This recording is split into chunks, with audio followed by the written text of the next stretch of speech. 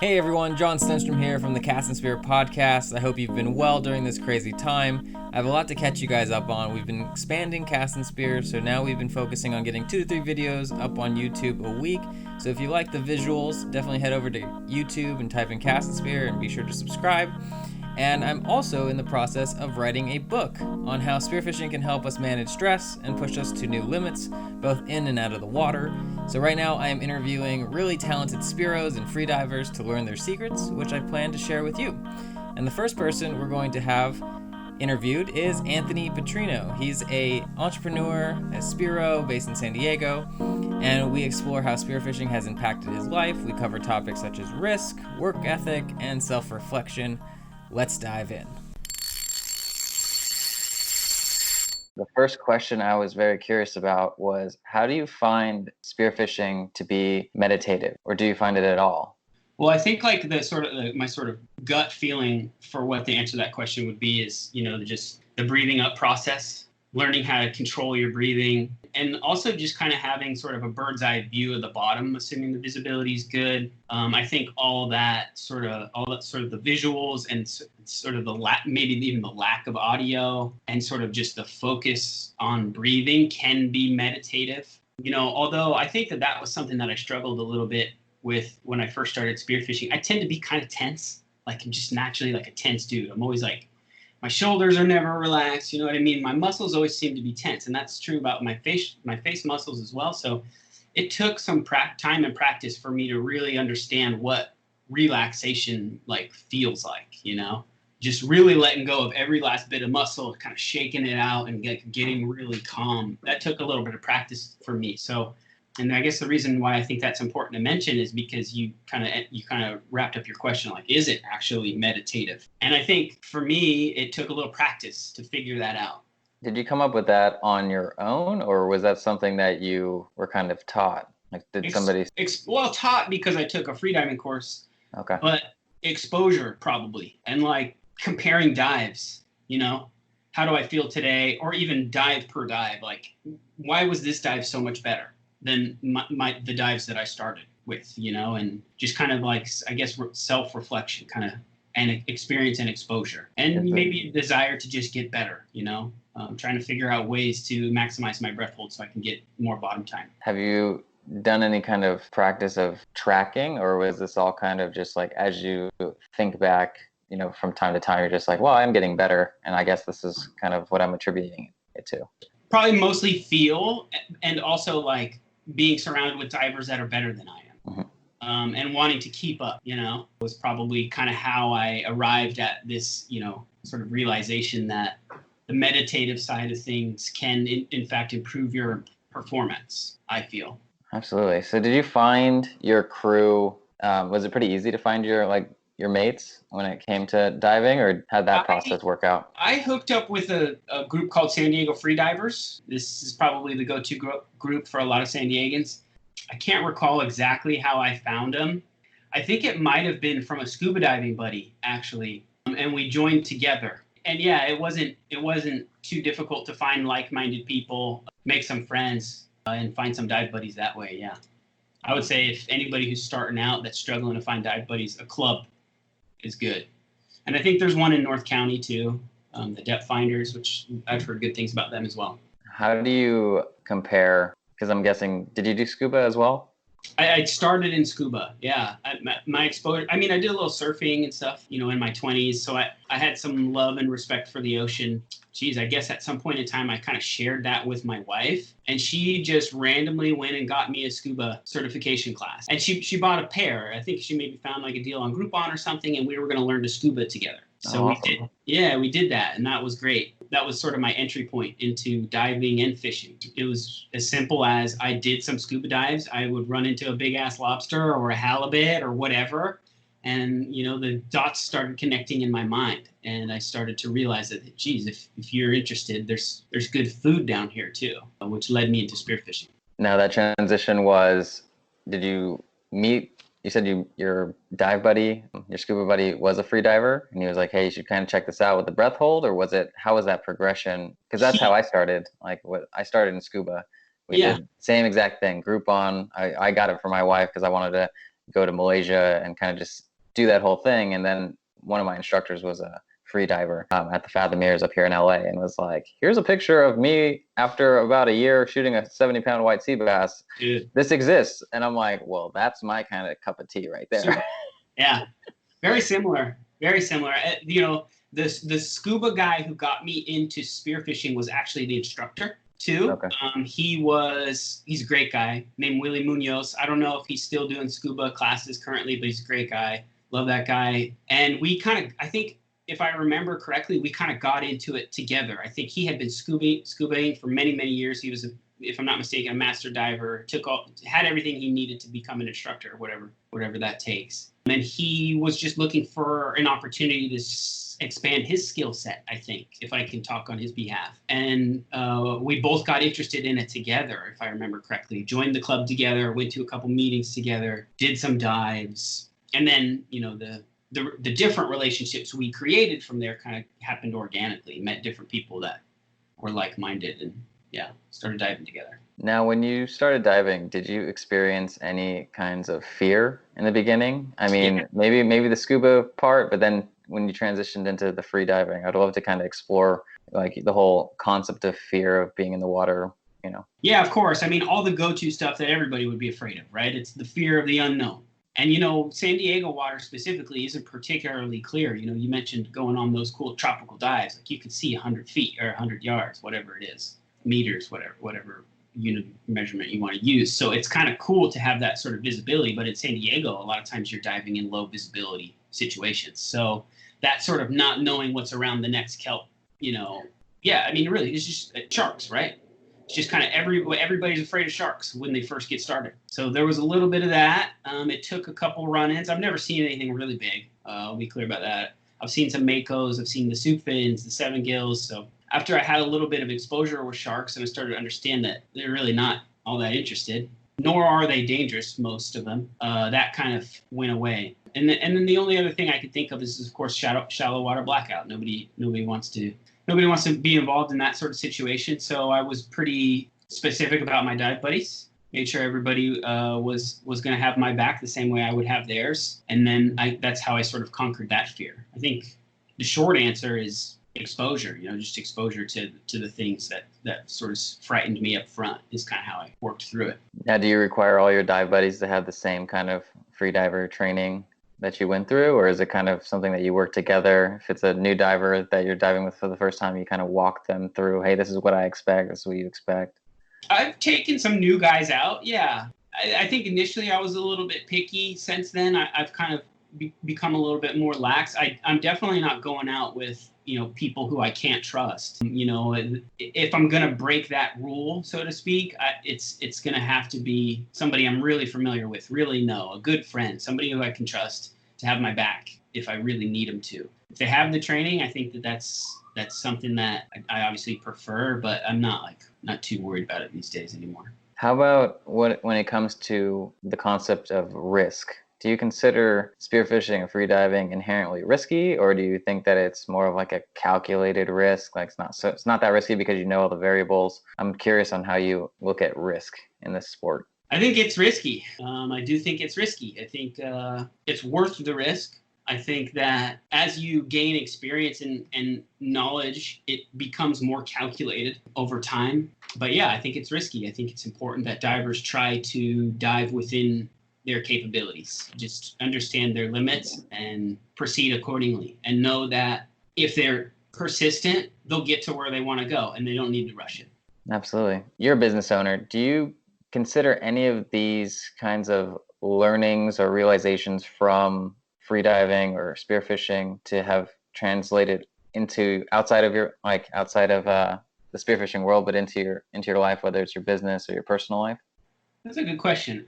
I think for me personally, it works a little bit better in reverse. I think that my life experience and my experience with business or at least starting my own business and sort of the risks related to that, maybe in some ways kind of opened me up to opportunities that I would have maybe otherwise passed on had I not been exposed to those sorts of things, if that makes sense. I'm not sure I answered the question directly. No, I mean that's a good answer. It's you know, I feel like it's the same way too. I think it's kind of like it goes back and forth like a seesaw, right? You have a whole bunch of life experience that you've probably gotten from business because it's just such a out of your comfort zone. You have to kind of trust in yourself and get out there and do something. And then all those lessons come into the spearfishing thing, but then you learn a lot in spearfishing, so they kind of help each other. So that's how I think that's true. I think like more now I think about it, maybe more of what I mean is it works a little better in reverse.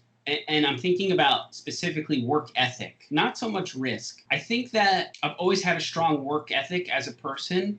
I think that served me well when I started my business. And that's something I've always been aware of about myself. And I try to apply that to the things that I'm passionate about, not just employment. Like I try to apply that to, spearfishing and fishing. I try to have a strong work ethic and be that guy that's like down to just sit in the murk and look for a sea bass for hours and hours and hours and hours. Yeah, when I made that comment, I think what was really in my mind was the work ethic, how I felt that helped me in some way to meet people, get out for dives, try to shoot big fish. I like that a lot because I don't think I've really contemplated, especially for like while I'm writing this book, just about the pure, like the grit and the grind. Mm-hmm. Just the act of showing up consistently over time, it translates to everything. If you show up every day at your desk and you put in the work, you're going to move the needle versus just kind of wishing something's going to happen. It's like you're not just going to go into the ocean and then magically just shoot something amazing one time out of the one time you go for the year. It's like you have to go consistently all the time. Sure, you might see the Instagram photos of people, but it's like those guys usually have been how many times just coming back empty-handed. Oh man, you're seeing the highlight reel if you're talking about Instagram. Exactly. Yeah, it is a grind. I mean, I will still joke with my wife sometimes. Whenever I'll come home with something, I'll joke with her and I'll say, "Hey, do you remember when I first started?" And I would do dive after dive after dive, and I would come home empty-handed and just cry about it to my wife. Like, I can't shoot fish. Like, I suck so bad at this. I don't even know why I'm doing it. Like, this sucks. Like. And I think that's true for a lot of people who are into fishing and diving and hunting. It's like sometimes it just sucks, man. And you got to get through the suck in order to get to that goal, which is always worth it. You like you said, in the Instagram thing, when you finally get that grip and grin photo and you're stoked about it, and you get to share it with all your friends and you can bring the fish home and share that with all your friends. Like, it's totally worth it. But man, sometimes it sucks. And it is a grind for sure. I guess my question would then be, what is that like bit of meaning? Is it the act of sharing the fish with your friends, like you're saying? Is it that picture, or is it something else? Is it like something internally that you're saying, I know I can do this and therefore I will do this, and then I find the value in the victory of doing it because I told myself I would and I did it. So I'm just curious because it's like that whole concept of meaning. What makes us go? That's what I'm curious about.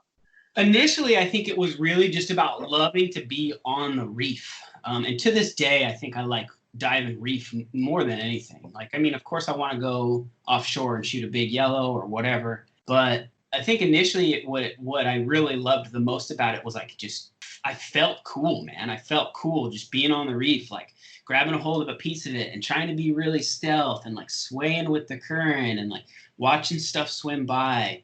I've always had sort of a love for marine life and all that stuff. So for me, I think initially it was just about being in the water. That's what I loved.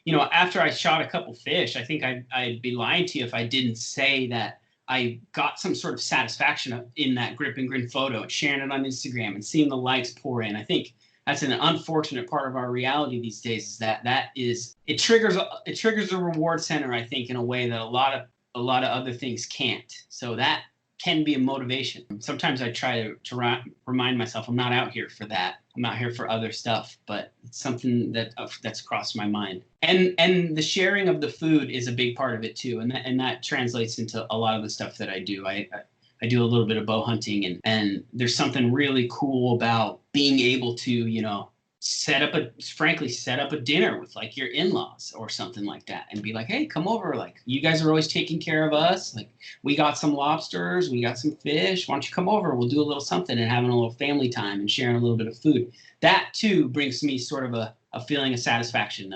Being a provider, I think, is another one of those things that triggers that reward center in your brain, and you feel good for it. I agree with that. Were you a bow hunter before you did spearfishing, or was it a transition that way? Yeah, it worked. It worked that way. It was. I was spearing a lot of fish, and I had a lot of fish in the freezer, and I thought to myself, well, this has got to be a way to get some red meat too, or some pork or whatever. A friend of mine randomly posted a photograph of his bow on Instagram, and at the time, it wasn't anything I knew about. I did some research, and next thing you know, I was at the Performance Archery buying a bow and trying to figure out what that was all about. And without going too far down that path, that was something that I jumped into without even really knowing like what I was getting into and the complexities of bow hunting, and that was a grind too. Still is a grind. Well, I mean, I think that's a testament to your ability to just jump in, man. Like, I think a lot of people would not just feel comfortable doing that. I think that's really cool. It's that work ethic thing for sure. It's more that work ethic thing. You gotta really want it. You gotta find yourself at the range all the time. You gotta shoot a lot. It's different than spearfishing in that way. You gotta shoot a lot. Absolutely. Going into, since we're on the topic of taking down an animal, was it weird the first time you put the knife into the fish, like after the first one that you shot? Like, did you kind of grow up? You've killed enough fish that it didn't really matter. It's all gravy. I think from the first one, it was all gravy, man. I think that, and it's not. I don't think it's like coming from a place of lacking compassion for the animal. I don't think it's about that. I think it's more about being goal oriented and maybe even again like sort of tapping into some of that like sort of provider mindset. I guess what I'm trying to say is I feel like once I speared my first fish and every fish after that, my brain just sort of went into autopilot. It's like, this is what we're here to do. This is the goal. We're accomplishing that goal right now. Let's put this fish out of its misery, get it in the cooler, and continue. I don't think it was lacking compassion for the fish. It was more like maybe also too the bit of adrenaline that comes with finally being successful. For me, I just went into autopilot. I just did everything I was trained to do, everything I had learned from my friends, and I didn't think much about it. But as I'm kind of explaining that to you, I think sort of I get a little bit of what might be hesitation or remorse, when you actually don't brain the fish. Like, for whatever reason, sometimes it's not my favorite to just pull a fish on board, chuck it in the cooler, and let it go for 10 minutes until it eventually dies. Maybe I prefer braining the fish over that. Yeah. I'm 100% with you on that. After doing it so many times, it's almost just a respect thing. It's like, I want you out of your misery as fast as possible, have a humane death, and move on. Yeah, like I said, I have a tremendous respect for marine life, and that's consistent even if I'm spearfishing. I mean, it doesn't change my respect and treat all living things with respect. I think nobody wants to see anything suffer, so it's just kind of falling in line with what would come naturally. The only reservation I had a little bit of is like when I finally shot my first like over 35 pounder, just the size of a fish. I was like, it felt a little bit different than like the little perch or something, 16-inch sheephead or something that you're hitting. But it's like, for sure, you're right. Afterwards, once you do it once, that kind of, oh shoot, what am I doing, goes away, and you're just like, okay, this is part of my identity. Like, my genes have been doing this, passed down from generations. I think that's right, and I may have sort of butchered that explanation, but I think that's right. I think what maybe feels or looks unnatural to others, when you're in it, when you're doing it, your brain just sort of knows what to do, and it just does it. I think that's how it was for me. Absolutely. How do you prepare like yourself mentally, or just for diving in general? Do you have like a set routine that you've like established? No, I'm terrible. I'm terrible at preparing, dude. I mean, I obviously try not to drink the night before. I try to have a good meal the night before, try to avoid any foods that would otherwise upset my stomach or do anything like that. But evening before and morning of, I'm always like jacked up nervous, like doing it a long time, but I still get nervous, like for whatever reason. It isn't until I'm in the water, face down, taking dives, that the sort of jitters go away. Again, like back to one of your earlier questions related to the meditation side of things, I'm just always like tense. I'm just a tense person. That might be why spearfishing is so attractive to me. I'm not really sure, but yeah, I suck at getting ready, man. I I always get the jitters the night before. I'm always nervous the morning of, and it isn't until we're all geared up and in the water that things start to feel good for me. I'm glad you said that because I thought I was one of the only ones who feel that way. Because my sleep is usually crap the night before any dive. I wake up multiple times. Like I'm like, is it time yet? It's like, oh shit, am I supposed to be in the boat yet? Like exactly. Did they leave without me? Did I let my dive buddies down? Are they gonna get hurt because I missed the boat? And then, oh, there's so much there to unpack. I agree with the jitters, man. Like, I'm a new free diver too, man. I know there are some salty old guys out there that have been doing it for a long time. Geez, I think I started in I think I'm probably like 6 years in, 5 or 6 years in. I'd still feel pretty green. So, maybe that's part of it. Maybe that goes away. Maybe it doesn't. That's just kind of my experience. I'm glad you touched on health because I don't see it talked about too much in the community of, proper eating, don't drink the night before because you're going to clog your sinuses with, do you usually like eat breakfast? Like what do you do beforehand? Not a breakfast guy. I usually just get a cup of coffee and get to the boat or to the whatever, wherever we're diving. As it relates to health, I think I'm healthy. I think I've always been relatively healthy. I've always had sort of an athletic build. I've never really struggled with my weight or anything like that. But I've got some dive buddies that are well into their 60s. I've got some dive buddies that probably wouldn't mind losing a pound or two. So I think that, I don't think that freediving is one of those sports that puts limitations on people based on their health or age. I think it's cool in that way. But yeah, man, I think if you want to maximize your experience and be as successful as possible, to try to implement healthy routines couldn't hurt. I don't think it would hurt, Absolutely. If you could break it down, what would you say spearfishing is to you? It's a method for getting food primarily, I think. And at the same time, just sort of a cool way for me to kind of get close to and interact with the ocean, which again is something that I love. I have a little reef tank in my house, actually. I got a little saltwater tank. I love it that much. It's just, I'm a big fan of fish, like both eating them and watching them. Was this something that you've had since you were a kid? Yeah, I think so. Aquarium since you were a kid and stuff like that? I didn't actually. My parents didn't think that was a good thing. So I think that there was sort of a lack of interaction with marine life in my youth. But as I sort of got older and kind of got my own place and was my own guy, I was able to make those decisions for myself. Do you have any stories that come to mind about spearfishing that just kind of sits with you? Like you'll be just chilling and all of a sudden you're like, man, wow, that was awesome or scary? Or is there one story that you just can't get out of your head? Luckily, nothing too scary. Or it could be fun. It doesn't have to be a scary story. Yeah. Geez, I think most of what sticks in my mind are just those exceptional days. People who fish a lot know that every once in a while you get an exceptional day, whether it be just visibility or, the number of fish in the water that day. Maybe you did your research the night before and you knew exactly where they're going to be. So it's like, I think what sticks in my mind mostly are just those days where we were shooting lots of fish and they were all really big.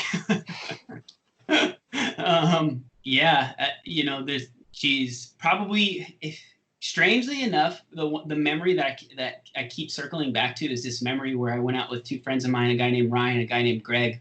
Simple shore dive, and for whatever reason, we found this honey hole of sheephead. Sheephead is not always it's not always every spear fisherman's favorite target because it's a little different in terms of eating compared to other stuff. I mean, a yellowtail or a dorado, you just salt, pepper, butter, it's delicious. Some people would argue that a sheephead, you have to do a little more preparation. You got to think a little bit about what you want it to be at the end, whether it's a ceviche or fried, or et cetera, et cetera. But what was cool about this day was we landed in this honey hole of sheephead, and they were just ginormous. They were 20 pounds, and there were everywhere. And that day I shot 3, which is probably, I think it was at the beginning of my spearfishing career. So I was maybe a little bloodthirsty. I probably didn't need 3, but I ate them all. It was a great day because my buddies shot a couple too. And we have these photographs of the 3 of us standing out with just these huge sheephead, all 3 of us. And it was just such a cool thing just because I loved those guys. Those were great guys to dive with. It was a really fun, relaxed dive because it was shallow diving and we were shooting big fish, and it was cool. It was on some cool structure. So we got to do a little bit of caving and crawling and seeing what was in the holes. And Yeah, I mean, not the best tasting fish I've ever shot, but God, for whatever reason, that's the story that's stuck in my head right now. That's awesome. I think it's that camaraderie for sure always just makes the trips that much better. Like you're going for a target, you get those targets, but it's like the people that you're there with. I've noticed this a lot. It's like those memories, the people that you're with, really just heighten it a lot. Absolutely, you know, and I've had some dive buddies move away since then, and God, I miss those guys. You know, I miss those guys. Once you find a dive buddy that you really enjoy diving with and you really trust, that's a big part of the sport. It's a big part of it, and it's something to be happy about, I guess. Here's an interesting thing that just came to mind. You know, as we get older, when we were in school, it was easy to kind of meet people, right?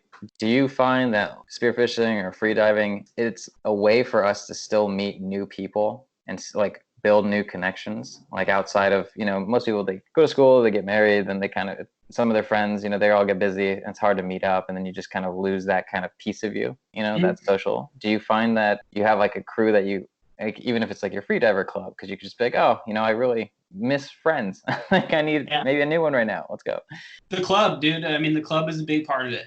The club is where it gave me a room full of like-minded people to just drink a beer with and talk to. And that's kind of how it gets started, I think, you know, and if you're in that room often enough, you might find you get an invite on somebody's boat. And then and then if you work your ass off that day and make sure he has everything he needs, captain, I mean, and you're doing everything you can to make sure everybody's as successful as possible, you might find you get reinvited. And that's kind of how it worked for me. I made some friends who were generous enough to kind of take me under their wing, for sure. I definitely had some mentors.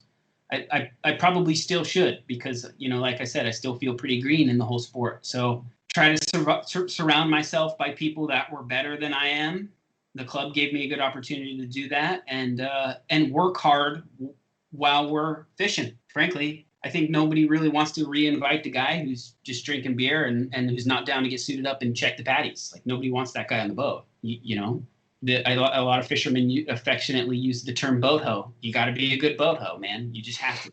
So that's part of it. Do you have any tips for finding a mentor? Is it just that you go to the club enough times where the old guys recognize you, or do you approach them actively? That's how it worked for me. Show up first and foremost, and then yeah, I mean, approach guys. I mean, most of these guys are cool, and you know, if you know anything about fishermen, you know they love to talk about the stuff that they catch. So the best way to make a friend in a room full of fishermen is ask him about something he shot, or ask him about something he's caught before. He'd be happy to tell you that story, I promise. That's probably a good way to break the ice. And be humble, you know, don't be humble, you know. The guys that are in my mind that I think of as mentors have been doing it a long time, and they have information that would be beneficial to somebody who doesn't already have it, but don't necessarily want to give it away for free. You know, fishing, even though we're a community, can sometimes be competitive, and people don't always want to give away their spots. You know what I mean? Absolutely.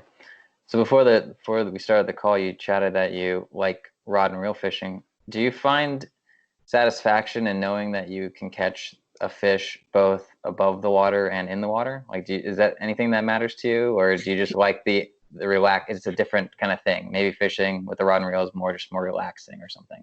I think a little bit of both. It's a different thing. Like I like to kind of geek out on gear and, you know, rod setups. And that was true for spearfishing. That's true for bow hunting. That's true for motorcycles. It's true for everything. I like to sort of geek out on the gear. So it gave me an opportunity to do that, look into new stuff, spend my money. Spending money is always fun, you know, and do stuff like that. But I think primarily my motivation to do things like rod and reel, and just this last lobster season, I was doing some hoop net. I think it comes mostly from a place of laziness and just getting a little older. And I think a lot of spear fishermen might agree with me. Sometimes the hardest part is like getting in your cold ass wetsuit, like at 6 a.m. And sometimes, you know, throwing irons for the first couple hours while you wait for the sun to come up sounds a little bit better. You know, that's just me, man. I know there are a lot of people that are like fanatical rod and reel guys. I love it. I love feeling the sort of tug on the line. It's really cool. it's another way for me to get food, which is an important part of it. I feel you with I'm usually not the first to get into my wetsuit in the morning. Once I get the wetsuit on, I'm fine. I love it. I'll keep it on all day. I'm ready to go. But it's like that first, it's almost like you got to eat that frog, you know, you got to get that hard thing out of the way, and then the rest of the day is great. Easy. Yeah. Just get it on, man. It sucks, but just get it on. Once it's on, you're fine. You know what I'll do sometimes? I don't think I'm alone. I think I probably picked this up from somebody else, but what I'll do sometimes is I'll run hot water in the morning, and I'll put it in a container that retains heat, whether it be like a coffee cup, or I've got like a tall stainless steel bottle, and I'll just put hot water in there with my lube and everything. And I'll kind of wrap it up in my wetsuit to try to make sure it maintains as much temperature as possible, so that at least when I'm trying to get into my suit, the water's kind of warm. It usually will keep a bit of temperature, so I'll just lube my suit with that sort of warm water, and that makes it a little less painful. But it's about the only thing I've come up with to avoid that cold wetsuit in the morning thing. Dude, we think very similarly. I bought a long time ago one of these kind of mini kegs that are thermally insulated from like a Marshall's, you know, for it was like $15 or whatever, but it holds temperature for like 7 hours. Mm-hmm. I do the same thing. Hot water, lube, and then you're good to go. And then boom, you feel like a jacuzzi right when you get in the morning. It's like, it's not bad. It's not bad. It's definitely better than setting it up the night before and letting it sit all night and then trying to get into your suit the next day, because it's cold at that point. Absolutely. So you're a gear guy. What gear do you recommend, maybe even spearfishing and regular fishing in San Diego for your local waters? Do you have any, like, this is what I like, just for the newbies out there or the guys who are looking to maybe switch up their arsenal? No, not really, man. I've tried a lot of different things. You know, a good wetsuit is obviously important. Good fins are important. I think fins that match the type of diving you're doing can help save you some money. You know, don't wear your nice carbons if you're going to be bouncing off the bottom the whole time. And then all the other just go-to free dive gear, like the low-profile mask and all that stuff. You know, I say I like to geek out on it, but at the same time, you know, I don't know that I have any like real strong opinions on anything. You know, I'm shooting a Rife 120. I've shot a lot of custom guns. I think custom guns are great. I've got a little 90 from Pathos that I like for the reef stuff. I got a nice set of carbons. I got a nice set of plastics. Other than that, snorkel, mask, whatever, you just make the other stuff work. I've got buddies that'll dive in duck fins. So and they're monsters. They're absolute monsters. They can get to the bottom in those things, no problem. So, you know, I like to geek out. I like to have the cool stuff, but at the end of the day, you can dive in just about anything, I think. All right. I only have a couple other questions. Here's a pretty random one. What purchase of $100 or less has positively impacted your life? Could be spearfishing, could be not, just life in general. $100 or less would positively impacted my life. And related to spearfishing? Or it doesn't have to be, just in life in general. Just curious. Dramamine. Is that your go-to? I'm a seasick guy. So, I mean, $100 or less, Dramamine has a positive impact on my life. Yes. No, that's a good choice, man. Being seasick is the absolute worst feeling in the world. Yeah.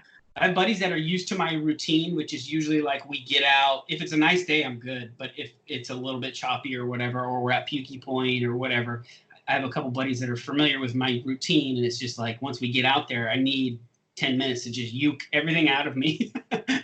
Just basically throw it all up. And then I'm usually good for the rest of the day. And sometimes, you know, I remember a couple instances where like, dude, why do you even come out here? I just love it. I don't know. I would rather suffer through this 15 minutes of puking and have a good rest of the day than sit on the couch. You can't shoot them from the couch. So I like that line. If you could have a gigantic billboard and put anything on it, what would you say? Be nice to other people. I like that. And then my last question would be, this is kind of summarizing everything we've talked about, but maybe it'll trigger something, is just the simple question of, why do you fish? Getting my own food. I enjoy the process. I enjoy sharing it. Yeah, getting my own food. Perfect. Anthony, man, that's all the questions I have. Is there anything else you would like to say? How can people reach you? AnthonyPutrino.com if you're interested in my business life, AnthonyPutrino.com. Or you probably find me on social media, like I think my Instagram handle is Putrino, Putrino. I'm actually looking for a couple new people to dive with. I took a little break. I mentioned a friend of mine moved away. So, you know, if anybody wants to dive, let me know. Perfect, man. Appreciate your time. Cool, buddy.